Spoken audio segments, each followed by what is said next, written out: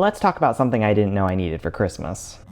Take my money. These are ceramic Christmas tree nightlights. When I first saw these, something inside of me just said, get it. And I was proud of myself. I took a step back and I said, no, I am at capacity. And then I put my credit card down and I added this to my shopping cart and checked out. This is my second holiday purchase for Christmas 2024. I saw this and I said, you know what? I need that. And now I have two. In all fairness, these come in a pack of two. I'm gonna keep one and I'm gonna give the other one to my sister. Sorry, Kyle, I didn't mean to ruin the surprise, but surprise. And if you are familiar with those ceramic Christmas trees, then you know exactly what this is. My dad has one that my grandmother made decades ago, and I have one that she made, and it's my favorite Christmas decoration. So when I saw this, it just brought me so much joy. So I bought it. These come in a pack of two. It's a simple nightlight with an on-off switch.